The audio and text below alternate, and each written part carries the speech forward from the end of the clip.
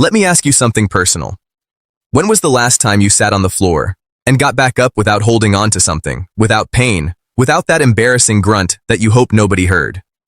If you're over 60 or 70, there's a good chance that answer makes you uncomfortable. And here's what nobody talks about. Most people just quietly accept it. They stop sitting on the floor. They stop playing with grandchildren at their level. They stop reaching for things they dropped. They rearrange their whole lives around this one hidden limitation. But here is what you need to hear today. And this is the part that changes everything. Getting off the floor is not a strength problem. It is not a weight problem. It is not even really an aging problem in the way most people think. It is a movement pattern problem. And movement patterns can be retrained at any age. Stay with me, because in the next few minutes, I'm going to show you exactly why this gets harder after 70, what is actually happening inside your muscles and your nervous system, and the single most important technique, one simple shift in how you use your body, that allows people in their 70 seconds and 80 seconds to get off the floor without kneeling, without help, and without pain.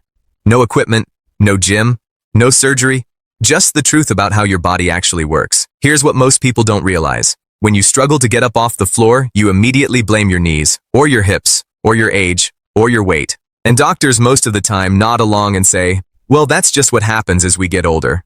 But that explanation has always bothered the people who study human movement for a living. Because here's the thing, there are 75-year-olds in certain parts of the world who sit on the floor every single day, eat on the floor, pray on the floor, rest on the floor, and get up with the ease of someone half their age. What's different about them? It is not their knees. It is not their hips. It is not some genetic superpower. What's different is one thing. They never stopped using the movement pattern. You see, your body is not a machine that simply wears out over time. It is a living, adaptive system that responds to what you ask it to do. And the moment you stop asking it to do something, it quietly begins to let go of the ability to do it. The real problem starts when you avoid the floor for just a few months. The muscles and the neural pathways that support that movement begin to go quiet. They don't disappear, but they become dormant, sleepy, disorganized. And then one day, when you try to get up, your brain sends the signal, and the body doesn't quite know how to answer anymore. This is where the hidden damage begins. Let me explain the mechanism, because this is where everything starts to make sense. When you get up off the floor, really efficiently the way a child does it, your body uses what movement scientists call a total body chain. It is a coordinated sequence that flows from your feet through your ankles, your legs, your hips, your core, and all the way up through your spine. Every part of that chain has a job. Every part depends on the others. Now think about what happens when you stop using the floor regularly after 60. The links in that chain start to weaken one by one. The ankles stiffen, the hip flexors tighten, the glutes, those big muscles in your backside, begin to forget their role as powerful movers and start acting more like passive stabilizers. The core goes from being a dynamic force generator to just a structure that holds you upright. Here's a good way to think about it. Imagine a thick, strong rope that connects your feet to your head. Every time you use your full range of motion, squatting, sitting low, getting up smoothly, that rope stays tight and responsive. But spend a year or two avoiding the floor, and that rope doesn't break. It just gets knotted. It gets stuck in certain places. And when you try to pull it, instead of moving smoothly, it bunches up and jams. That jamming, that is what you feel as stiffness, as pain, as the sudden terrifying feeling that your legs won't do what you're telling them to do. And the single biggest knot in that rope, for most people over 70, it is the hip-to-floor transition. Now here is why this gets dramatically worse after 50 and 60. And this part is important, so I need you to really hear this. When you are young, your body has enormous reserves of what I call movement margin. Even if you stop using a movement pattern for a few months, your body can recover it quickly. Your muscles bounce back. Your nervous system reconnects. Your joints adapt fast. But starting around age 50, 3 things change that directly affect your ability to get off the floor. The first is muscle mass. Starting in your 40 seconds, most people begin to lose about 1% of their muscle mass every single year. This is called sarcopenia. It sounds slow, but add it up over 2 or 3 decades and you've lost between 20 and 30% of the muscle you once had. And the muscles that go first, they are the biggest, most powerful ones. The quadriceps, the glutes, the muscles of your posterior chain that are responsible for driving you up from a low position. The second change is neural speed.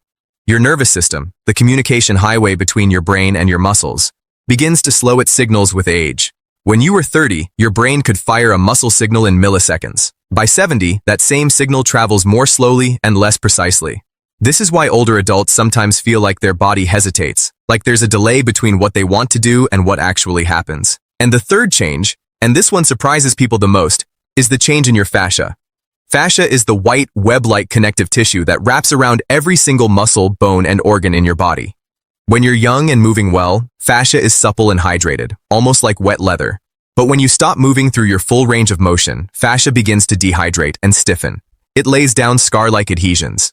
It restricts the very muscles it is supposed to support. Stiff fascia around the hips and lower back is one of the biggest hidden reasons why getting off the floor becomes so painful and awkward after 70. Your muscles may still have some strength, but if the fascia wrapped around them is tightly bound, you simply cannot access that strength properly. This is where the hidden damage really accumulates. Now let me tell you about Margaret. Margaret is 73 years old.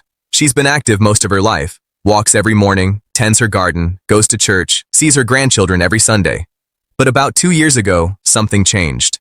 Her youngest grandchild, who was 4 at the time, pulled her hand one day and said, "Grammy, come play with me on the floor." And Margaret got down, slowly, carefully, and they played for 20 minutes building a puzzle together. And then her grandson ran off to find his toy truck, and Margaret was left sitting on her living room floor. She tried to get up. First attempt, nothing. Her right knee screamed at her. Her left hip felt locked. She tried to roll onto her knees, and that was even worse.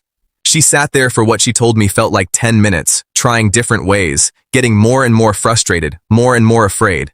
Finally, she managed to crawl to the couch and pull herself up using the cushions.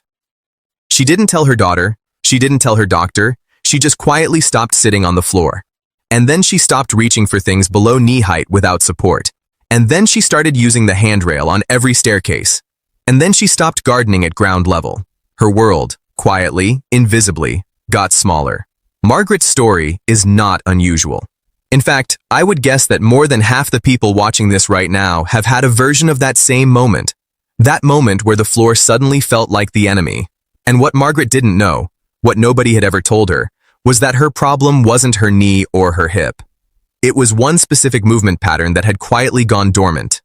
I want to give you a simple test right now.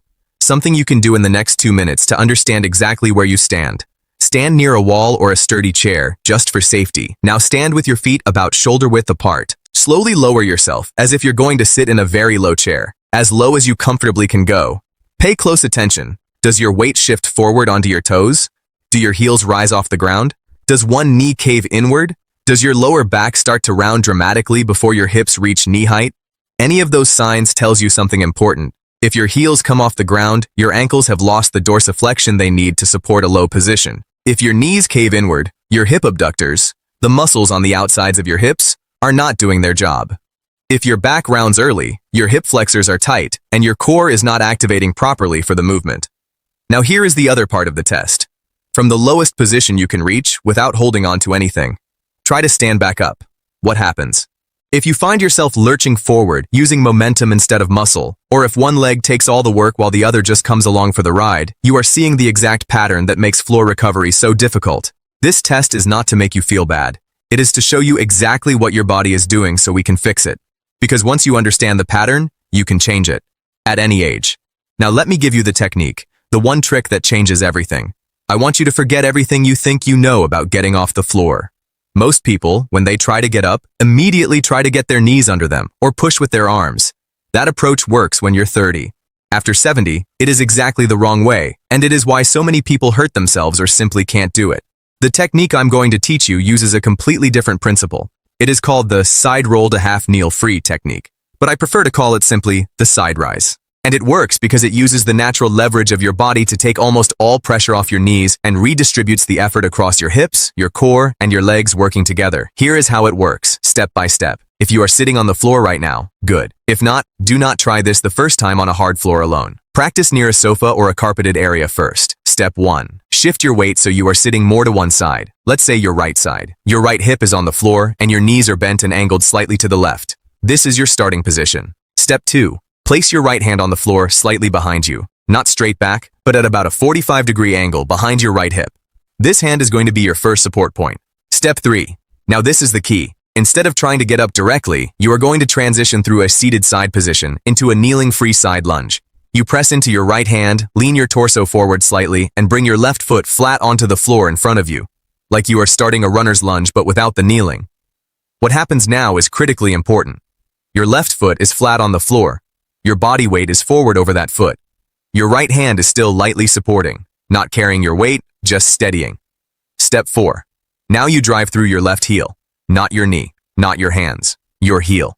You press down and back through that left heel as if you are trying to push the floor away from you, and you let your hips rise naturally as your left leg extends. As your hips rise, bring your right foot underneath you so both feet are now on the floor, hip-width apart. Step 5. From here, with both feet flat on the floor and your hips already partially raised, you simply continue driving your heels down and extending your legs until you are fully standing. The whole movement takes about 4 to 6 seconds. No kneeling, no crashing pressure on your kneecaps, no desperate grab for furniture. And the reason it works is this. You are using your leg's single most powerful movement, the hip extension, the pushing the floor away motion, rather than fighting your body's weakest movements in this position, which are the quad-dominated straight-up push that most people attempt. Now let me tell you about the daily practice that makes this technique easier and easier over time. Because here is the truth.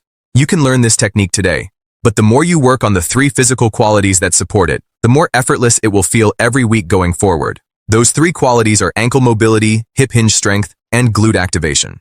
Let me walk you through a simple daily routine. This takes about 10 minutes. You do not need equipment. You can do this in your living room every morning. The first movement is the seated ankle circle. Sit in a firm chair. Extend your right leg.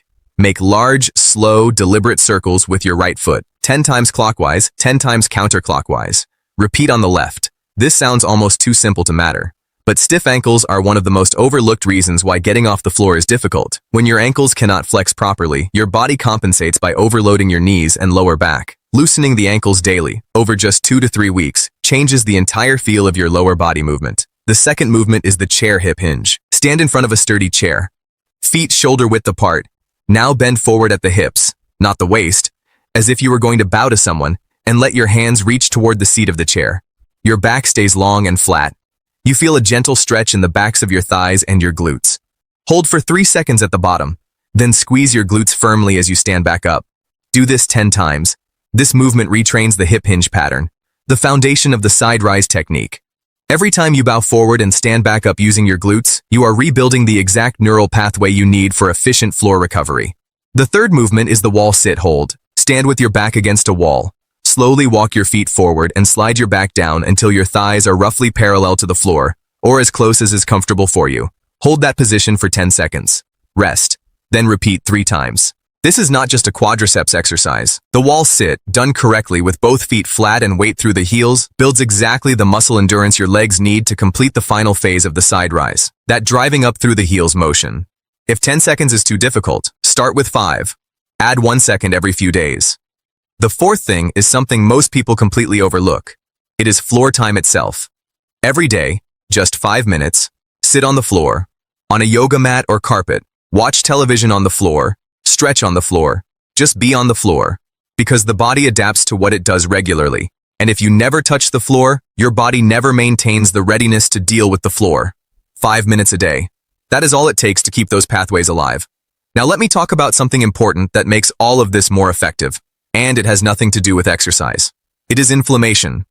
Chronic, low-grade inflammation is one of the most underappreciated enemies of movement in older adults, and most people have no idea how much inflammation is silently working against them every single day. Here's what most people don't realize. Inflammation is not just something that happens when you injure yourself. In older adults, especially those who are less active, inflammation becomes a kind of background noise in the body. It stiffens joints, it slows nerve signals, it degrades muscle tissue, it thickens and dries out fascia, and certain common habits make this inflammation dramatically worse. Sitting for more than 90 minutes continuously is one of them. Extended sitting compresses the hip flexors, reduces circulation to the lower body, and triggers an inflammatory response in the tissues around the hips and lower back. If you sit for long periods, which most of us do, make a habit of standing up every 45 to 60 minutes. Walk to the window, do 3 or 4 of those chair hip hinges. It takes 30 seconds, and it keeps the inflammation from building up in your joints. The foods you eat also matter more than most people realize after 65. Diets high in refined sugars and processed oils consistently drive up systemic inflammation. And it is not just about weight. Even lean older adults who eat processed foods regularly show measurably higher inflammatory markers. On the other side, foods that genuinely help reduce inflammation in aging joints include fatty fish like salmon and sardines, which are rich in omega-3 fatty acids, turmeric, especially combined with black pepper to help absorption, dark leafy greens like spinach and kale, blueberries, olive oil. You don't have to overhaul your entire diet, but adding 2 or 3 of these foods regularly and reducing the processed foods that drive inflammation can make a noticeable difference in how your joints and muscles feel within just a few weeks. Let me also talk about sleep, because this is another hidden piece of the puzzle. Most people know that sleep is important for health, but what they don't know is that sleep is specifically and powerfully connected to muscle repair and joint tissue maintenance. During deep sleep, the slow wave stages that make up the most restorative part of your night, your body releases the hormones that repair muscle fibers, lubricate joint surfaces, and clear inflammatory waste products from connective tissue. When sleep quality drops, which it very commonly does after 65, this repair process becomes incomplete. You wake up with joints that feel stiff and inflamed, not just because you're older, but because your body didn't finish its overnight maintenance job. What most people don't realize is that poor sleep is often made worse by one specific habit, being sedentary during the day. Your body is designed so that physical movement during daylight hours signals the brain to produce melatonin appropriately at night. When you sit still most of the day, that signal gets muddled. Your sleep becomes lighter, more fragmented, and less restorative. This is one of the most powerful feedback loops in aging. Less movement leads to worse sleep, and worse sleep leads to more pain and stiffness, which leads to even less movement. The daily routine I described earlier, just 10 minutes of movement every morning, directly interrupts this cycle. It signals your body that the day has started, helps regulate your circadian rhythm, and sets you up for deeper, more restorative sleep that night. Now let's talk about what you can realistically expect if you commit to this. And I want to be completely honest with you here, because I believe you deserve honesty more than you deserve false promises. In the first week, you are mostly reacquainting your body with these movements. Your nervous system is getting reacquainted with patterns it hasn't used in a while. You may feel some new muscle soreness in places you hadn't noticed before. The outsides of your hips, the back of your thighs. That soreness is not a bad sign. It means muscles that were dormant are waking up. The side rise technique itself may feel awkward and effortful at first. That is completely normal. It is a new pattern. Practice it twice a day near a soft surface or sofa. Not as a test, but just to let your nervous system learn the movement. By the end of the first week, most people report it already feels more natural. In weeks 2 and 3, something interesting begins to happen.